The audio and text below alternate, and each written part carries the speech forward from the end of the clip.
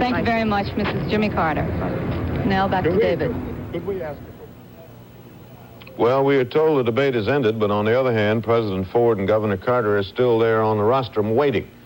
All we know about the breakdown in the sound is that it's somewhere between the microphones you see clipped to their neckties and the network truck outside the hall. Beyond that, I can't go because I don't know. I don't think anyone knows at the moment. If anyone did, he'd fix it.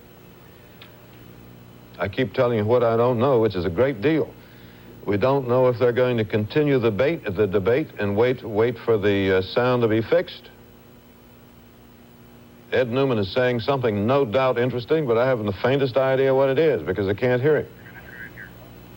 Failure in the debate is a failure in the broadcasting of the debate. It occurred 27 minutes ago. The fault has been dealt with, and we want to thank President Ford and Governor Carter for being so patient and understanding while this delay went on. We very much regret the technical failure that lost the sound as it was leaving this theater. It occurred during Governor Carter's response to what would have been and what was the last question put to the candidates. That question went to President Ford. It dealt with the control of government intelligence agencies. Governor Carter was making his response and had very nearly finished it. He will conclude that response now, after which President Ford and Governor Carter will make their closing statements. Governor? There has been too much government secrecy and not enough respect for the personal privacy of American citizens. It is now time for the closing statements, which are to be up to 4 minutes long. Governor Carter, by the same toss of the coin that directed the first question to you, you are to go first now. Well, tonight we've had a chance to talk a lot about the past, but I think it's time to talk about the future. Our nation in the last 8 years has been divided as never before. It's a time for unity. It's a time to draw ourselves together, to have a president and a Congress that can work together with mutual respect for a change, cooperating for a change, and the open for a change so that people can understand their own government. It's time for government, industry, labor, manufacturing, agriculture, education, other entities in our society to cooperate. And it's a time for government to understand and to cooperate with our people. For a long time, our American citizens have been excluded, sometimes misled, sometimes have been lied to.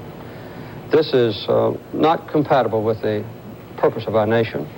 I believe in our country. It needs to be competent. The government needs to be well-managed, efficient, economical. We need to have a government that's sensitive to our people's needs, to those who are poor, who don't have adequate health care, who have been cheated too long with our tax programs, who've been out of jobs, whose families have been torn apart. And we need to restore the faith and the trust of the American people in their own government. In addition to that, we've suffered because we haven't had leadership in this administration. We've got a government of stalemate. We've lost a vision of what our country can and ought to be. This is not the America that we've known in the past. It's not the America that we have to have in the future. I don't claim to know all the answers, but I've got confidence in my country. Our economic strength is still there. Our system of government, in spite of Vietnam, Cambodia, CIA, Watergate, is still the best system of government on earth. And the greatest resource of all are the 215 million Americans who still have within us the strength, the character, the intelligence, the experience, the patriotism, the idealism, the compassion, the sense of brotherhood on which we can rely in the future to restore the greatness to our country. We ought not to be excluded from our government anymore. We need a president who can go in, who derives his strength from the people. I owe the special interest nothing. I owe everything to you, the people of this country. And I believe that we can bind our wounds. I believe that we can work together. And I believe that if we can tap the tremendous untapped reservoir of innate strength in this country, that we can once again have a government as good as our people, and let the world know what we still know and hope for, that we still live in the greatest and the strongest and the best country on earth.